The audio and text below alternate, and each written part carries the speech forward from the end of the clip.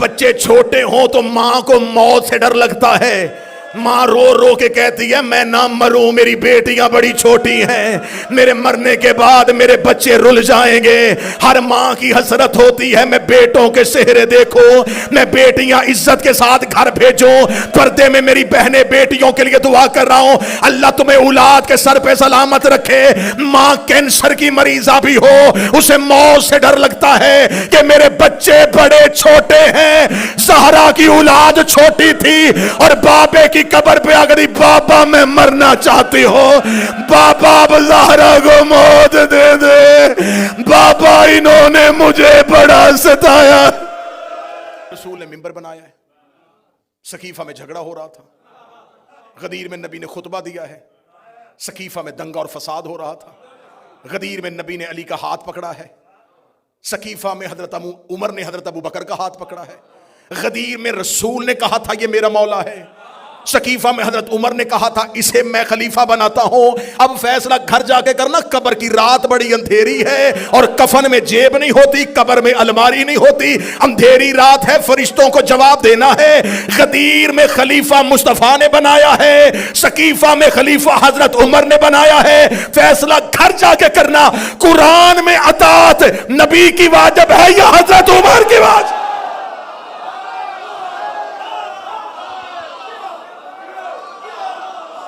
اگر تو قرآن میں اطاعت حضرت عمر کی بات ہے.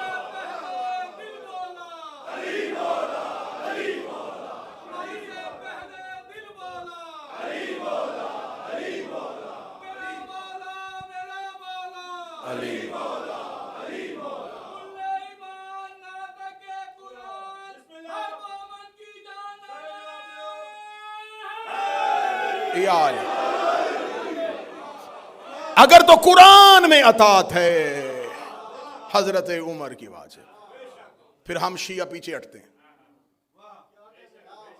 قرآن میں اطاعت مصطفیٰ واجب ہے, قرآن میں اطاعت پیغمبر واجب ہے. اور میں پہلے دن سے پڑھ رہا ہوں آیت کہ خدا نے کہا من یطع الرسول فقط اطاع, جس نے رسول کی اطاعت کی اس نے اللہ کی اطاعت. غدیر زندگی میں ہے. اب سیدہ جب دربار میں گئیں تو شہزادی نے صرف جگیر کا فیصلہ نہیں کروایا. ابن ابی الحدید کہتے ہیں کہ میں نے اپنے استاد معظم سے پوچھا, چلی جو گئی تھی بی بی تو ان کو چاہیے تھا کہ وہ دے دیتے جگیر. ابن ابی الحدید کہتا ہے کہ میں لکھ رہا تھا اور میرے استاد نے کہا قلم رکھ, اگلی بات سن اور لکھنا نہ. اگر وہ جگیر دیتے زہرا واپس نہ جاتی, زہرا اگلا مطالبہ شوہر کی خلافت کا کر دیتی. سیدہ فوراً اگلا مطالبہ. تو یہ سوال فدق کا نہیں جھٹلایا جا رہا, یہ خلافت علی سے بچنے کی کوشش کی جا رہی. انہوں نے خلافت امیر المومنین سے بچنے کی کوشش کی, لیکن بہت برے طریقے سے خود بھی پھنس گئے اور ماننے والوں کو بھی پھنسا گئے. ہم نے نبی کے بعد امامت کو مانا, ایسا ہی ہے. امام کو منبر تخت ملے یا نہ ملے, امام ہی ہوتا. یوسف قید خانے میں بھی نبی تھے, موسیٰ جنگلوں میں پیغمبر تھا اور فرعون تخت پہ بیٹھ کے بھی لعنتی تھا. اس کا مطلب ہے کہ لعنتی تخت پر بھی بیٹھ جائے.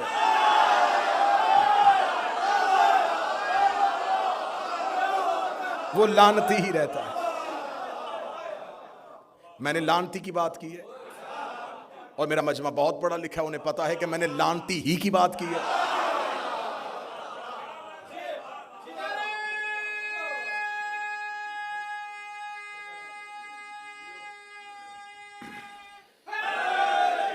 اب اگر فرعون کو بادشاہت مل گئی ہے تو پھر کیا کریں, اسے مان لیں؟ نہیں, کوئی مسئلہ نہیں. موسیٰ اگر سفروں میں ہے, جنگلوں میں ہے, نبی ہے. یوسف قید خانے میں نبی ہے. یہ اللہ کے عہدوں کو زمینی عہدوں کی ضرورت نہیں ہوتی, زمین والوں کو ضرورت ہے کہ وہ جس کو اللہ نے عہدہ دیا ہے اسے عزت دیں, اسے زمین میں اقتدار دیں. اسے زمین میں حکومت دیں. یہ زمین والوں کا حق ہے. ان کو کوئی پرواہ نہیں ہے کہ ان کو یہ تخت دیں گے تو وہ امام ہوں گے. امام میں اور خلیفہ میں کتنا زمین آسمان کا فرق ہے. خلیفہ کی جب بیعت نہیں ہوتی تو گھر سے نکلتا ہے تو وہ عام مسلمان ہوتا ہے, عام انسان ہوتا ہے نا, کیونکہ ابھی بیعت ہی نہیں ہوئی. ممبر پہ آیا, لوگوں نے بیعت کرنی شروع کی تو وہ خلیفہ بن گئے. اس کا مطلب یہ ٹائٹل اس نے نہیں بدلا, لوگوں نے بدلا, کیونکہ خلیفہ بنا ہے لوگوں کی بیعت سے. نہ لوگ بیعت کرتے نہ خلیفہ بنتا. گھر سے نکلا تھا تو ایک عام پبلک تھا, لوگوں نے بیعت کر دی, خلیفہ بن گیا. امام گھر سے نکلے تب بھی امام ہے.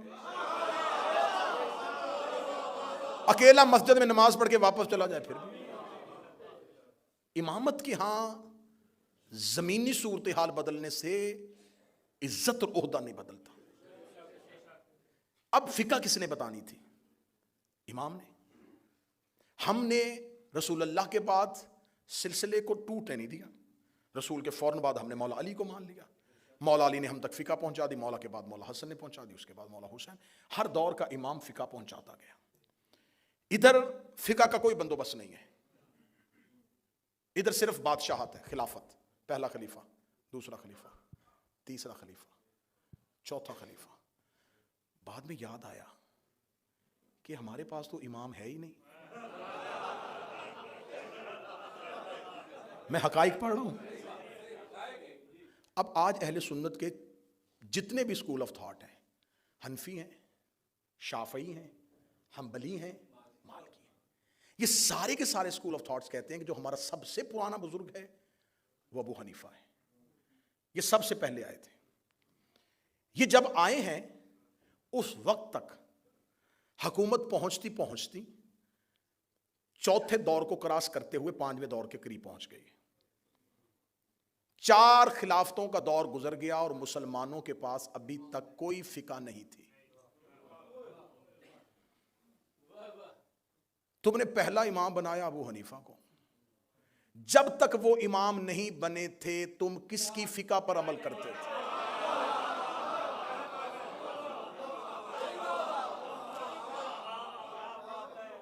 امام ہی کوئی نہیں تھا, کیونکہ پہلے امام تو وہی ہیں. جب وہ نہیں تھے کس کی فقہ تھی؟ اگر کسی کی فقہ تھی تو پھر لے کے آئے کہ اس کے نام سے وہ فقہ ہو. فقہ ابو بکر صدیق, فقہ عمر فاروق نہیں. خلافت ابو بکر, خلافت عمر, خلافت عثمان, خلافت معاویہ. خلافتیں ہیں, امامت نہیں. اب رسول نے کہا تھا کہ میرے بعد میرے 12 جانشین. سنیں, انہوں نے کہا نہیں وہ 12 امام نہیں 12 خلیفہ. ٹھیک ہے بناؤ. بناتے گئے. پہلی 3 خلافتوں کا دور, مولا علی کا دور, حاکم شام آ گیا, مروان آ گیا, مروان کے 4 بیٹے آ گئے, اب عباسی بادشاہ آ گئے. چلتے یہ خلافتیں آتی پھیلتی چلی گئی. رسول نے کہا تھا کہ 12 پہ تعداد رک جائے گی. ہم نے پہلے کے بعد دوسرا, دوسرے کے بعد تیسرا, تیسرے کے بعد چوتھا, چوتھے کے بعد ہم 11 تک پہنچے. 12واں غیبت میں چلا گیا. ہم نے اس کا انتظار کرنا شروع کر دیا. ہم انتظار کر رہے ہیں اور آج تک کر رہے ہیں اور کرتے رہیں گے جب تک وہ ظہور نہیں فرمائیں گے. آپ نے امامت والی لائن نہیں اڈاپٹ کی, آپ نے کہا ہم خلافت والی لائن پہ چلیں گے. آپ چلتے گئے مختلف بادشاہوں کو خلیفہ بناتے آخر تک آپ پہنچ گئے. آپ کے ذہن میں اب کیا کریں؟ اب آپ نے اتنا ڈھیٹ پن کا مظاہرہ کیا کہ آپ کے پاس اب اپنا امام تو تھا کوئی نہیں. آپ نے بھی کہنا شروع کر دیا امام مہدی.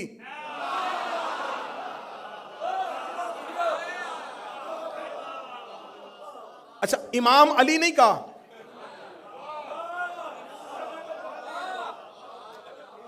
پہلی کا چاند باریک ہوتا ہے, کسی کو نظر آتا ہے کسی کو نہیں آتا, لیکن جب 14ویں کا آئے نا, علی امامت کا پہلی کا چاند ہے, میرا مہدی 14ویں کا چاند ہے. امام علی نہیں کہا. اچھا یہ تمام جگہوں پہ جان بوجھ کے مولا علی کو امام نہیں کہا, حضرت علی امام لفظ آیا ہی نہیں. جب دیکھا نا کدھر خلافت میں یزید آ گیا ہے, امام حسین کہو حضرت حسین. مرضی میں تھوڑے تھوڑے امام کیوں؟ مولا علی کو امام کہا نہیں، جب دیکھا ادھر خلافت میں یزید آ گیا ساتھ ہی نکل کے نہیں امام حسین. اب کہو نا خلیفہ یزید. اب خلافت کی لائن سے نکل کے امامت پہ کیوں آ رہے ہو؟ نہیں ہم بھی یزید کو نہیں مانتے. تو کیا کہے گا؟ تو زبان سے نہیں مانتا، تیرا مذہب اسے منوا رہا ہے. اب یزید خلافت میں ایک ایسا بدنما دبا تھا جسے آج بھی مسلمان اپنے کھاتے میں لے ہی نہیں رہے. یہی وجہ ہے کہ پورا سال چھوڑ کے جو ہی محرم آتا ہے ساتھ ہی کہتے ہیں ہم بھی امام حسین کو مانتے ہیں. ہم سبیل لگاتے ہیں، ہم حلیم کی دیگ دیتے ہیں، ہم 8 محرم کو نیاز بانٹتے ہیں. اب امام حسین کے کیمپ میں آنے کی کوشش کی جا رہی ہے کیونکہ اب یزید برداشت نہیں ہو رہا. اب امامت کے کیمپ میں آنے کی کوشش نہیں اب ہم امام حسین کو مانیں گے، ہم بھی امام حسین کو مانتے ہیں، ہم بھی امام حسین کو مانتے ہیں. اتنی آسانی سے حسین ہم نے بھی نہیں دینا.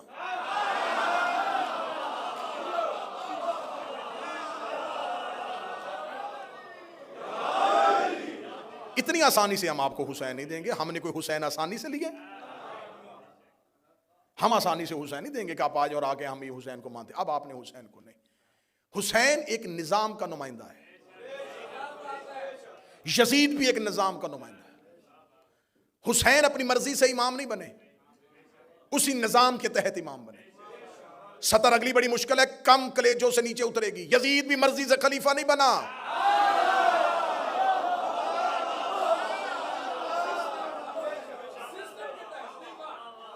زبردستی آگے بیٹھ گیا.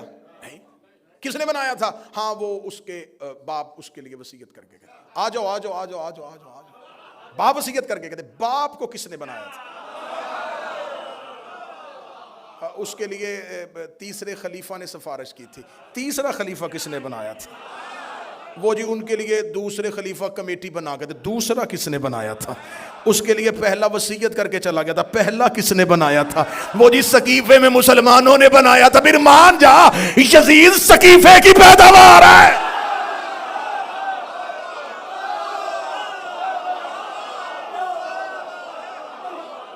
اب آؤ ادھر آؤ، امامت کی طرف آؤ. تم نے حسین کو کیوں مانا؟ اس لیے کہ حسن نے کہا تھا کہ میرا بھائی امام ہے. حسن کو کیوں مانا؟ اس لیے کہ علی نے کہا تھا میرا بیٹا امام ہے. علی کو کیوں مانا؟ اس لیے کہ نبی نے غدیر میں کہا تھا علی امام.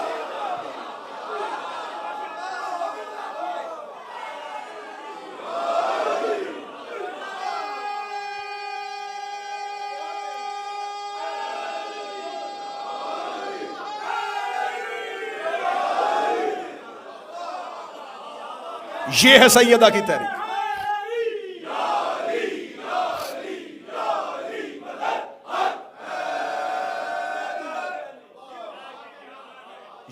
یہ ہے سیدہ کی تحریک. سقیفہ کی سازش کو بے نقاب کیا. یقین کرو اگر سیدہ یوں کھل کے سامنے نہ آتی، آج تک سقیفہ کی خلافت جنگ جمل اور جنگ صفین کی طرح اجتہادی مسئلہ بن جاتی. اجتہادی مسئلہ بن جاتی. ہاں بس ٹھیک ہے اجتہاد ہو گیا تھا. نہیں، سیدہ مخالفت میں آ گئی. سب سے پہلی مخالفت نبی کی بیٹی نے کی. ہمیں کہتے انہیں مان جو، ہم مان جو. کیسے مانے؟ زہرا نے مخالفت کی ہے.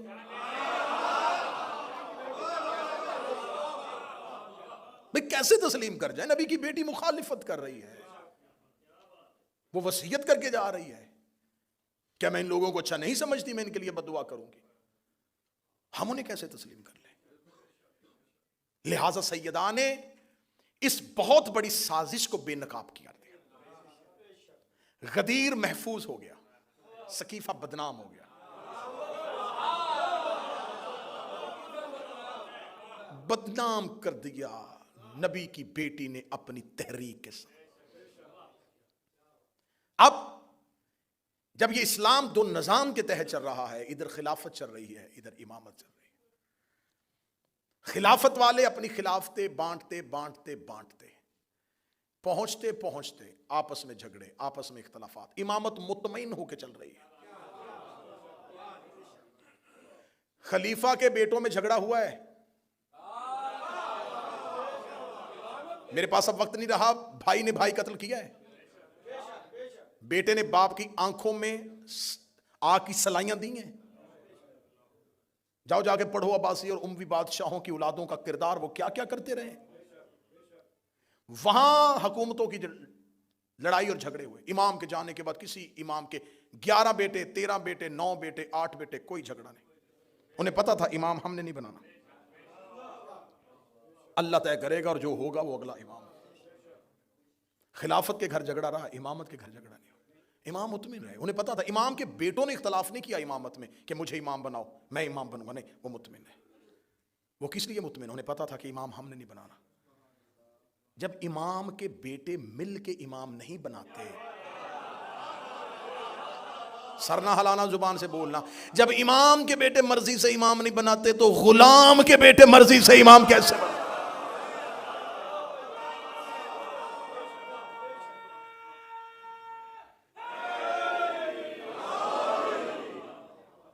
یزید سقیفہ کی تحریک کا ایک مرکزی کردار ہے. سقیفہ کا تراشا ہوا مجسمہ یزید ہے، اور غدیر نے جسے سخنور کیا وہ حسین بنا.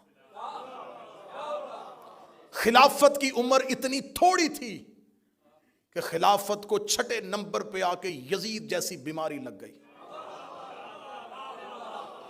غدیر کی عمر اتنی طویل تھی، اس پر 30 نمبر پہ آ کے حسین جیسا پھول کھل گیا.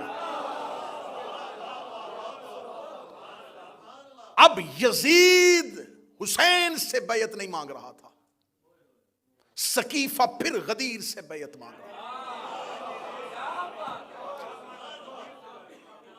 حسین کربلا میں آئے، لشکر نہیں ٹکرا رہے، 2 نظام آپس میں ٹکرا رہے. غدیر نے سقیفہ کی حکومتوں کا بت ہمیشہ کے لیے توڑ دیا. امامت چلتی چلتی چلتی چلتی 12ویں پہ آ کے رک گئی، اور خلافت اپنی ہی گلیوں میں کہیں گم ہو گئی. 53 اسلامی ملک ہیں، کسی کو نہیں پتا کہ اولِ الامر کون ہے. آتی اللہ و آتی رسول و اولِ الامر منکم، اطاعت کرو اللہ کی اور اس کے رسول کی اور اولِ الامر کی. اولِ الامر کون؟ وقت کا بادشاہ. تو اسلامی ممالک تو اسلامی کنٹریز تو بہت زیادہ ہیں. کس ملک کا بادشاہ اولِ الامر ہے؟ حضرت محمد بن سلمان اولِ الامر ہیں، یا حضرت شہباز شریف اولِ الامر ہیں؟ کون اولِ الامر ہے؟ آپ کے تو اولِ الامر بہت زیادہ ہو گئے، ہم تو اطمینان سے بیٹھے. کس سے چھینی تھی؟ نبوت کے بعد عہدہ چھیننا تھا نا. اب آ جاؤ، انتظار کرو ایک وقت کا، ہم بھی کر رہے ہیں. اس وقت میں آ جائے گا امامت کا نمائندہ بھی، اور امامت کا نمائندہ جب زمین پہ اترے گا تو ایک نبوت کو بھی زمین پر اتار دیا جائے گا. میں تحریک سیدہ کے آخری جملے پڑھنے لگا ہوں. جب وقت نماز ہوگا تو یہ پہلا جملہ ہے جو امام کے ظہور کے بعد زمین پہ گونجے گا. امام زمین پہ آئیں گے، اذان دے دی جائے گی. اذان دینے کے بعد لوگ صفے باندھ دیں گے. سرکار ولی العصر کے پیچھے نماز با جماعت ہونا شروع ہو جائے گی، یا پچھلی صف میں آ کے عیسیٰ ابن مریم کھڑا ہو جائے گا. عین وقت نماز کے موقع پر زہرا کا بیٹا ایک نظر پیچھے مریم کے بیٹے کو دیکھے گا اور دیکھ کے کہے گا تقدم ابن مریم، مریم کا بیٹا آگے بڑھ، مصلی پہ آ. عیسیٰ کام کے کہے گا میری جرت ہی کیا ہے، میں زہرا کے بیٹے کو نماز پڑھاؤں، میں زہرا کے بیٹے کو نماز پڑھاؤں، میں زہرا کے بیٹے کو نماز پڑھاؤں. اے میرے وقت کا امام، تو فاتح خیبر کا بیٹا ہے، تو حسین جیسے سید الشہداء کا بیٹا ہے، تو زین العابدین جیسے زین العبا کا بیٹا ہے، تو محمد باقر کا بیٹا ہے، تو جعفر صادق کا بیٹا ہے. تجھے کہنا چاہیے تھا کہ کیسے ہو سکتا ہے کہ حیدر کرار کا بیٹا پیچھے کھڑا ہو، کیسے ہو سکتا ہے حسین کا بیٹا پیچھے کھڑا ہو. یہ کیوں کہا کہ زہرا کا بیٹا آگے کھڑا ہوگا؟ میرا بارواں زمانے میں آگے پہلا عقیدہ دے گا، اے اپنے عقیدے درست کرو. جس زہرا کا آخری بیٹا عیسیٰ جیسے نبی کے پیچھے نہیں پڑتا، اس کا باپ محمد کسی بت پرست کے پیچھے.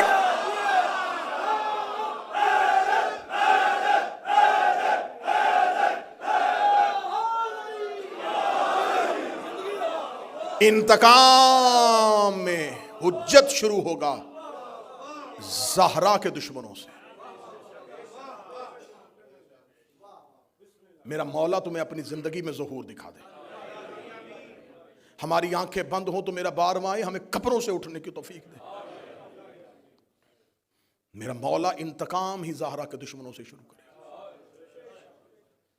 قبروں سے نکالے گا۔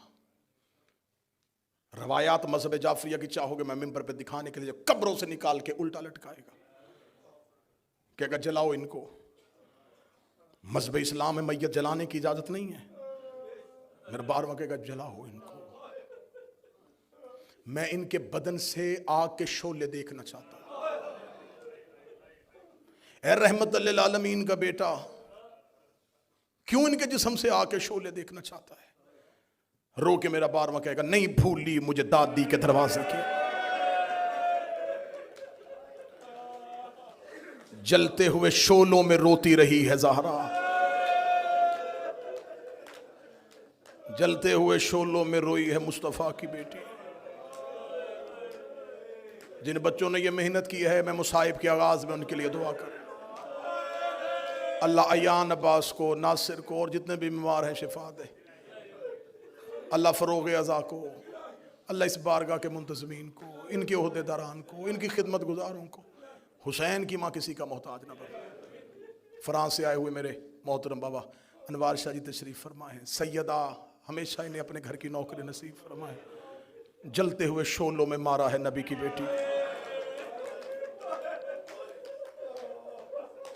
یہ آواز میری یہاں تک نہیں رہے گی، میں بار بار کہہ رہا ہوں، یہ مجلسیں پوری دنیا میں سنی جا رہی ہیں، ہزاروں لوگ ان مجلسوں کو سن رہے ہیں۔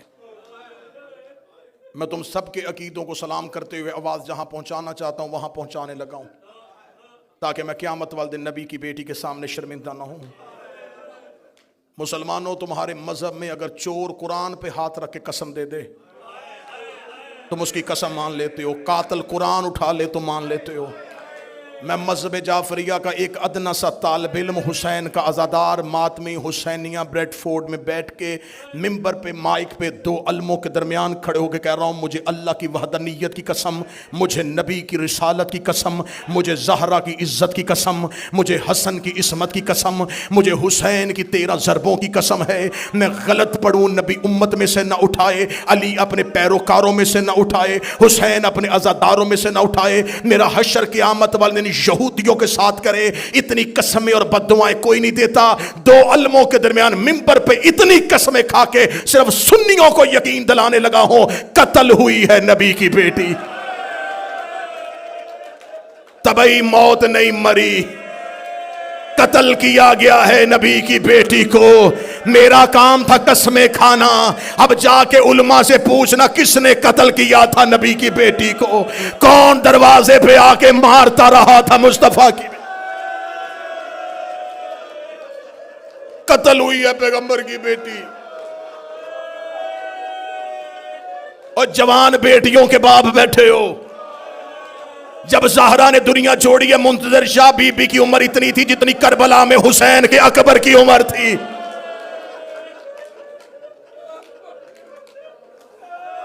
جس کی چھوٹی اولاد ہے مجھے بول کے گواہی دینا، اولاد چھوٹی ہو، اللہ ہر ایک کے ماں باپ سلامت رکھے، اللہ حسیب تیرے باپ کے درجات بلند فرمائے۔ میں ممبر پہ دعائیں دیتا ہوا جملے پڑھتا جا رہا ہوں، ماں باپ کا سایہ اولاد پہ اللہ سلامت رکھے۔ اولاد چھوٹی ہو نا، باپ مر جائے، ماں بچے پال لیتی ہے، اللہ نہ کرے کوئی اولاد چھوٹی ہو اور ماں مر جائے، پھر باپ سے بچے پالے نہیں جاتے۔ اولاد چھوٹی ہو اور ماں بیمار ہو نا، کوئی پوچھنے کے لیے آئے تو رو رو کے کہتی ہے مجھے زندگی سے محبت نہیں ہے، لیکن دعا کرو اللہ مجھے صحت دے دے، میرے بچے بڑے چھوٹے ہیں۔ بچے چھوٹے ہوں تو ماں کو موت سے ڈر لگتا ہے، माँ रो रो के कहती है मैं ना मरूं, मेरी बेटियां बड़ी छोटी हैं, मेरे मरने के बाद मेरे बच्चे रुल जाएंगे। हर माँ की हसरत होती है मैं बेटों के चेहरे देखूं, मैं बेटियां इज्जत के साथ घर भेजूं। पर्दे में मेरी बहनें बेटियों के लिए दुआ कर रहा हूं, अल्लाह तुम्हें औलाद के सर पे सलामत रखे। माँ कैंसर की मरीजा भी हो, उसे मौत से डर लगता है कि मेरे बच्चे बड़े छोटे हैं। ज़हरा की औलाद छोटी थी और बाबे की कब्र पे अगर बाबा मैं मरना चाहती हो, बाबा अब ज़हरा को मौत दे दे, बाबा इन्होंने मुझे बड़ा सताया, मुंह से मौत मांगी है नबी की बेटी। आज हमसे कहते हो उनकी इज्जत करें। खुदा ने जितने अदद खलक किए उतनी दफा इन पे लानत। रुलाया है इन्होंने नबी की बेटी को। कल मैंने पढ़ दिया जख्म मोहम्मद की बेटी के, तुम्हारी ताकत जवाब दे गई थी, मैं पढ़ ही नहीं सका। मैं देख रहा था कल पढ़ते हुए मजमे से लोग बेसाख्ता हाथ जोड़ रहे थे।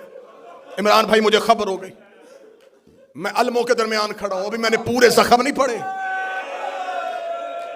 पूरे जख्म मैंने तुम्हें नहीं सुनाए। ज़हरा की तदफीन के बाद अली की आवाज आई सब घर को चले जाओ। हसन हुसैन को घर भेज दिया, अली अकेले बैठे रहे। अब्दुल्ला इब्ने मसूद कहता है मैं थोड़ी देर के बाद जन्नतुल बकी में पहुंचा तो अली जैसा इमाम एड़ियां रगड़ के रो रहा था। अब्दुल्ला इब्ने मसूद कहता मैंने पहली बार अली को बच्चों की तरह रोते देखा, मैंने अली के पांव थामे, मैंने रो के कहा या अली ऐसे क्यों रो रहे हैं? रो के दे अब्दुल्ला मेरे गले में बाहें डाल, मुझसे मदीने में कोई दर्द नहीं सुन रहा, मैं बेटों के सामने रो नहीं सकता, मैं बच्चियों के सामने रो नहीं सकता। अब्दुल्ला जब मैं ज़हरा को गुस्ल दे रहा था, ज़हरा की पसलियां टूटी हुई थी, ज़हरा की पसलियां शहीद हो चुकी थी। कितनी जख्मी थी मोहम्मद की बेटी, कितनी जख्मी थी मोहम्मद की बेटी। और शियो हम तुम्हारे डर से नबी की बेटी के दर्द नहीं पड़ते, बर्दाश्त करो तो सीने पे हाथ रखना। मैं जुमला पढ़ूं, दरवाजा जलने से लेके शहादत की रात तक ज़हरा बेटों से चेहरा छुपाती रही, रो रो के कहती रही है मेरा चेहरा ना देखना। एक दिन आके हसन ने कहा था अम्मा चेहरा क्यों छुपाती हैं? रो के कहा जब मैं मर जाऊं मेरे कफन के बंद खोल लेना। शहादत की रात हसन मां के जनाजे पे आए, हसन ने बीबी के कफन के बंद खोले, हसन ने दरवाजे से बाबे की तलवार निकाली।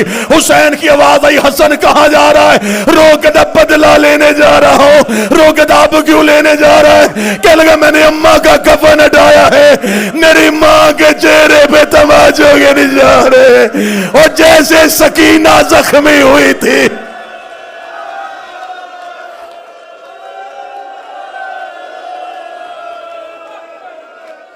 अजरो कमिन अल्लाह, अजरो कमिन अल्लाह, अजरो कमिन अल्लाह। शुरू है अयाम फातिमिया, 3 जमादियो सानी तक रोना, 3 जमादियो सानी तक रोना। पता नहीं किस रात दफनाया था अली ने, कौन सी रात दफन किया था अली। मेरा मौला किबला तुराबी साहब जाते रहते, मेरा मौला तुम्हें मदीने ले जाए। आज भी जन्नतुल बकी में ज़हरा की कब्र की अलामत गुंबद नहीं पत्थर है, पत्थर अलामत है।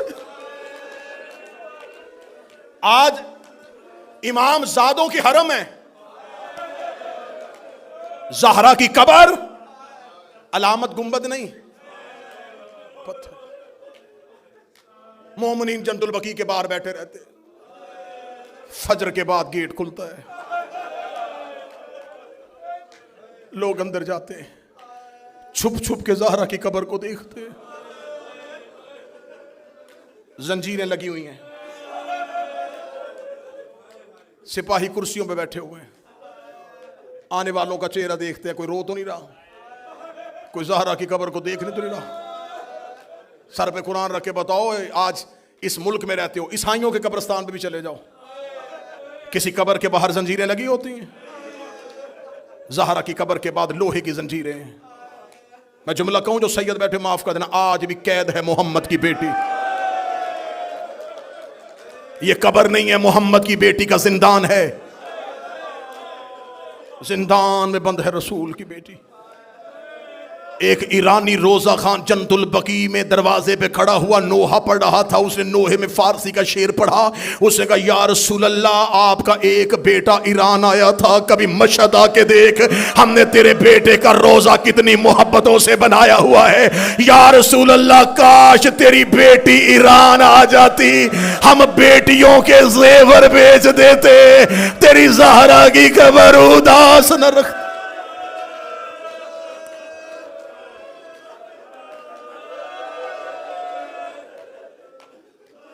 آج بھی جنت البقیع میں اداسی ہے.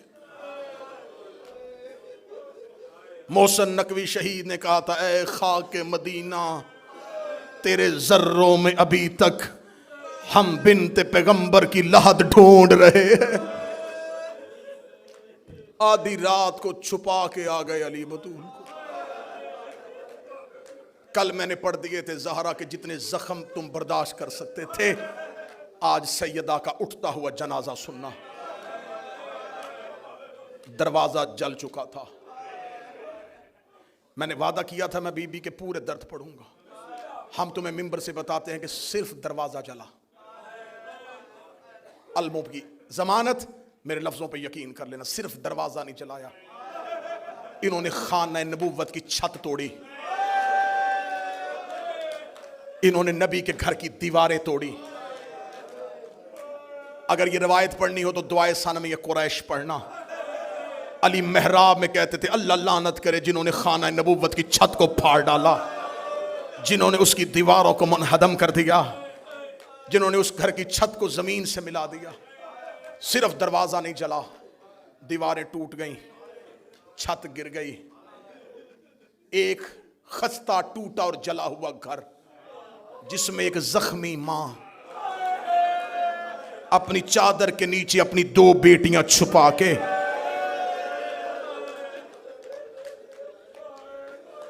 کبھی زخمی پہلو سے زینب کو لگاتی، کبھی زخمی ہاتھ سے حسین کا چہرہ چومتی.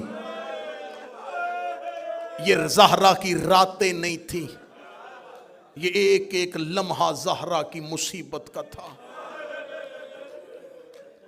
جب علی کو لے کے یہ مدینے کے بازار میں گئے، کتب معتبرہ کہتی ہیں کہ سیدہ اپنے سر پہ نبی کا کرتا لے کے اور ایک ہے نبی کا امامہ سر پہ رکھ کے زخمی زہرا بازار میں آئی. آواز کا اگر تم نے علی کے گلے سے رسی نہ نکال لی میں سر کے بال کھول کے بددعا کروں گی. ادھر بی بی نے اتنا جملہ کہا، یا سلمان محمدی کہتا ہے مسجد نبوی کی دیواریں اٹھنی شروع ہو گئیں.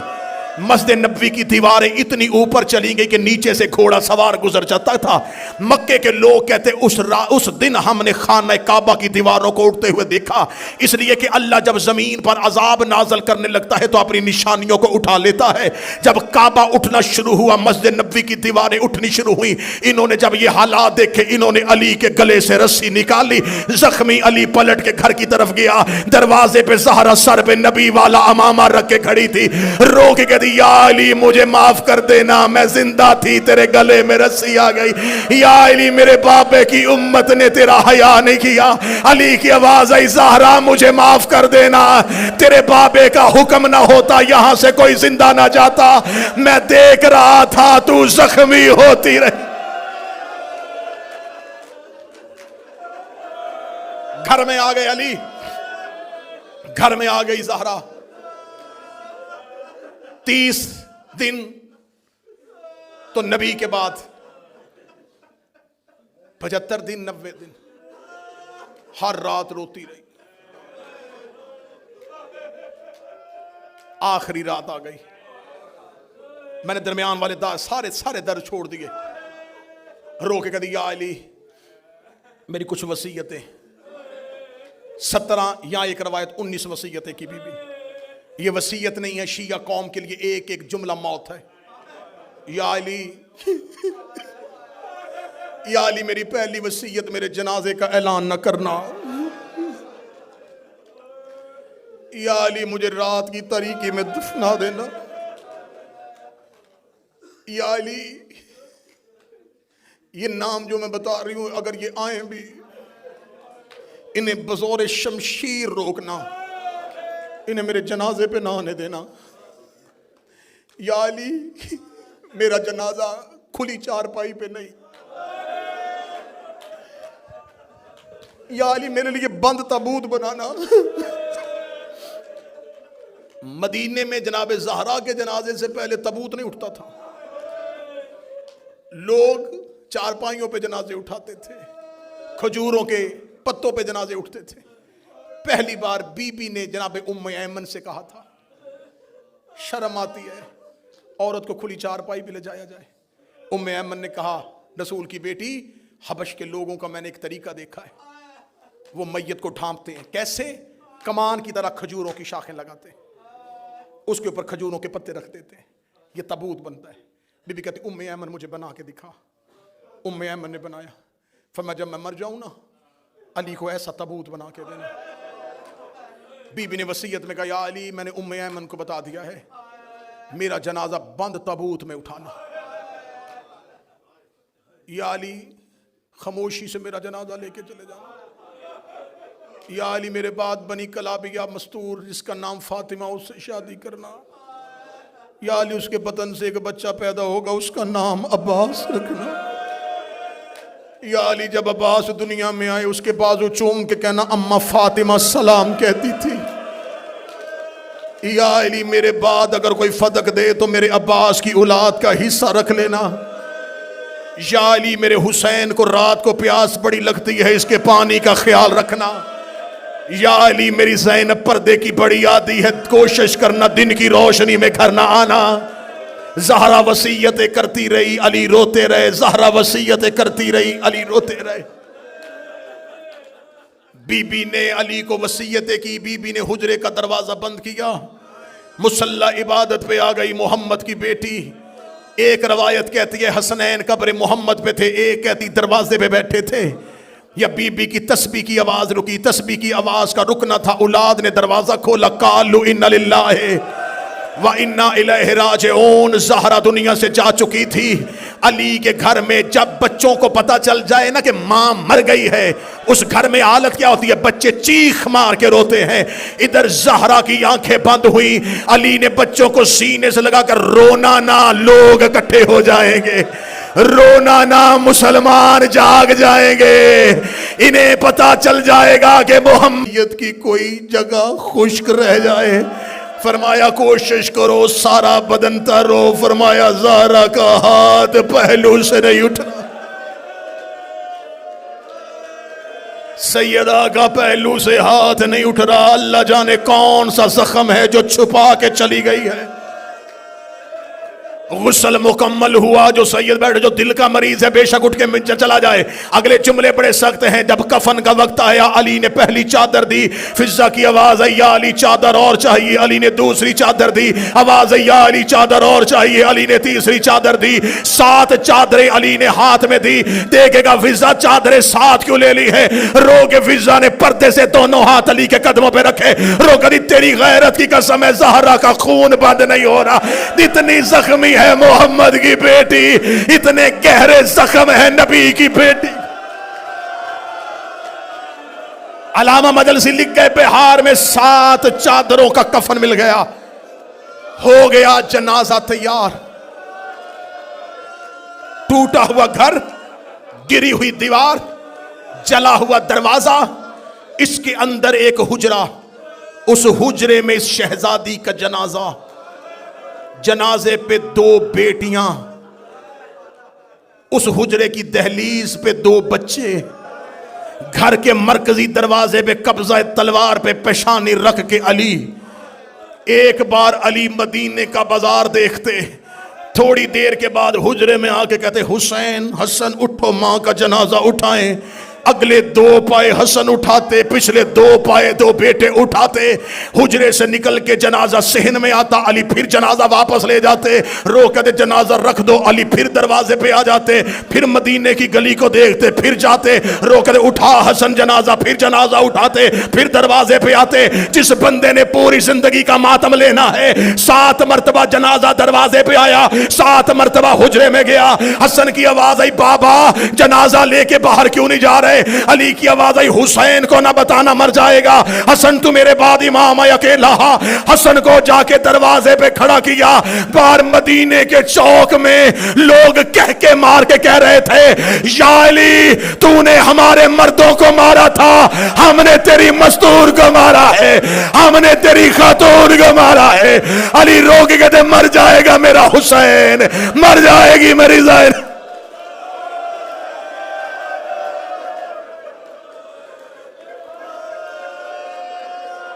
जख्मी जनाजा उठा। हुसैन ने बंद आंखों से कहा, मां मैंने वादा पूरा कर दिया, मैं तो तेरे बुलाने पे आ गया था, तू क्यों नहीं आई? आवाज आई, दाएं बाएं क्यों ढूंढ रहा है? मां पहलू में सर लेके बैठी है और तेरा सर मेरी गोद में, और मैंने तेरी मक्तल हाथों से साफ की है। आखिरी 1 मिनट, 1 मिनट, अभी मस्तूरात में जनाजा बरामद होगा। मैं आखिरी रवायत पढ़ने लगा हूं। मैंने पहले दिन कहा था बड़े थोड़े हैं 5 दिन ज़हरा पढ़ने के लिए। मैंने 1 दिन भी दूसरा मुसाहिब नहीं पढ़ा, मैंने 5 दिन सिर्फ ज़हरा के दर्द पढ़े हैं। और सादात वगैरह सादात 1 मिनट की रवायत है, 1 मिनट की रवायत है। ये वो रवायत है जो तेरी इबादत के लिए पढ़ने लगा हूं। अली ने दफन कर दिया ज़हरा को, कब्र का निशान मिटा दिया। अली घर वापस आ गए। औलाद छोटी हो ना, औलाद छोटी हो, अल्लाह ना करे, अल्लाह ना करे मां मर जाए। जब रिश्तेदार आते ना तो वो छोटे बच्चों को ढूंढते, इस मां का छोटा बच्चा कौन सा है। कभी कोई रिश्तेदार उठा के बाहर ले जाता है, कभी कोई उठा के बाहर ले जाता है, ताकि ये घर ना जाए, मां का जनाजा ना देखे। उस बच्चे के लिए सबसे मुश्किल रात होती है जब मां के बाद पहली रात आती है। फिर वो एक एक मेहमान से पूछता है, अम्मा कहाँ है, मेरी मां कहाँ है, मैंने मां के साथ सोना है। फिर रिश्तेदारों को मुसीबत पड़ती है कि अब इसे कौन समझाएगा। बच्चों को रात को माँ याद आ जाती है। लो जिनकी माएँ चली गई उनके लिए मिंबर से मेरे हाथ उठ गए, जिनकी जिंदा है तुम्हारी माओ की जिंदगी के लिए भी मेरे हाथ उठ गए हैं। अली ने ज़हरा को दफना के अली घर आ गए। अली घर आके नमाज शब के लिए अली ने मुसल्ला बिछाया, अली ने मुसल्ला बिछाया। अभी अली तकबीर कहने लगे, फिजा की आवाज आई, या अली अभी नमाज शुरू न करना। अली की आवाज आई, फिजा क्या हुआ? रो के दी, एक और मुसीबत आ गई है। अली कहते, ज़हरा की मौत के बाद कौन सी मुसीबत है? रो के कहते, या अली वो देख दरवाजे पे तेरी ज़ैनब सो गई है, वो देख हुजरे में तेरी कलसूम है, वो देख रेत पे तेरा हसन है। मैं पूरा घर तलाश कर आई हूं, मुझे हुसैन कहीं नहीं मिल रहा, ज़हरा का लाल कहीं नहीं मिल रहा। अली ने मुसल्ला छोड़ा, अली ने तलवार निकाली, मदीने की गलियों में अली दौड़े, हुसैन हुसैन हुसैन। बाबा ढूंढ रहा है। जब अली जन्नतुल बकी में पहुंचे, हुसैन मां की कब्र पे मुंह रख के रो रो के कह रहा था, मां वापस घर आ जा, मुझे नींद नहीं आ रही, मैं तेरे बगैर नहीं सोता। अम्मा तेरा हुसैन उजड़ गया, अम्मा मेरी हवेली बर्बाद हो गई, अम्मा मेरा घर सूना हो गया, अम्मा तेरी बेटियां जमीन पे लेट गई। मातम हुसैन।